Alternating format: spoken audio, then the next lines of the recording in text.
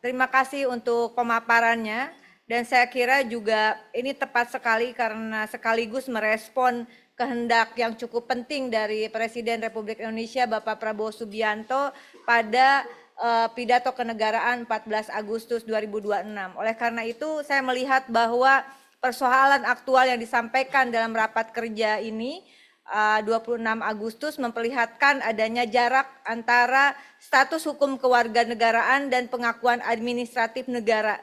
Tadi disampaikan 2024 sampai 2026 ada 30 penegasan status kewarganegaraan di dalam negeri dan 2.341 penegasan status WNI di luar negeri, sebanyak 2.237 atau sekitar 95,56% dari penegasan di luar negeri berada di Malaysia.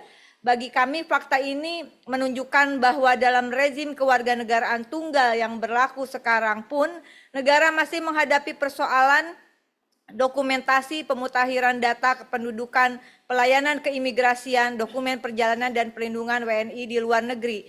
Data tersebut bukan sekedar angka administratif, ini menyangkut kemampuan negara memastikan, tadi sudah dikatakan, siapa warga negaranya dan dalam menjamin hak-haknya sesuai dengan amanat konstitusi. Seseorang dapat secara hukum merupakan WNI, tetapi apabila status tersebut tidak sinkron dengan data kependudukan, keimigrasian, dokumen perjalanan dan pelayanan perwakilan RI, maka perlindungan kewarganegaraan tidak sepenuhnya hadir dalam praktik. Tadi sudah dikatakan ada perubahan atas PP terkait begitu dan juga atas peraturan Menteri Hukum nomor 1 tahun 2025, tetapi kami kira ini juga penting untuk diintegrasikan dengan perubahan Undang-Undang nomor 12 tahun 2006 tentang kewarganegaraan yang tidak boleh dipersempit hanya menjadi agenda yang membuka dui kewarganegaraan terbatas bagi diaspora dan talenta strategis. Kewarganegaraan bukan sekedar instrumen menarik brand power, investasi atau prestasi. Kewarganegaraan tadi sudah disampaikan Wakil Menteri Hukum adalah hubungan hukum antara warga negara dan negara yang melahirkan hak, kewajiban, perlindungan dan loyalitas sekaligus berimplikasi terhadap hak politik, jabatan publik, pertahanan, keamanan, data dan kedaulatan negara. Negara tidak boleh membuka karpet merah bagi talenta global, sementara persoalan warga negara sendirinya belum selesai. Tadi disampaikan ada anak hasil perkawinan campuran, anak dan ex-anak berkewarganegaraan ganda, PMI dan keluarganya, WNI di luar negeri, ex-WNI, serta mereka yang menghadapi ketidakpastian status harus menjadi bagian utama reformasi. Data penegasan status dalam raker ini membuktikan bahwa persoalan nyata dan membutuhkan pembenahan sistemik. Dui kewarganegaraan terbatas juga harus memiliki batas yang tegas, siapa yang memenuhi syarat, hak dan kewajibannya, penggunaan paspor, konflik loyalitas, hak politik, jabatan strategis, serta konsekuensinya terhadap pertanahan dan keamanan nasional.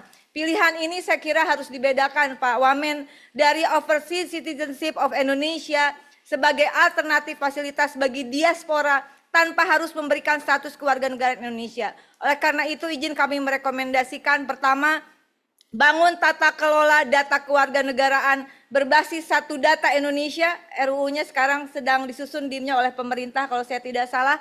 Penetapan dan penegasan status oleh Kementerian Hukum harus interoperabel dengan Dukcapil, imigrasi, perwakilan RI dan instansi terkait.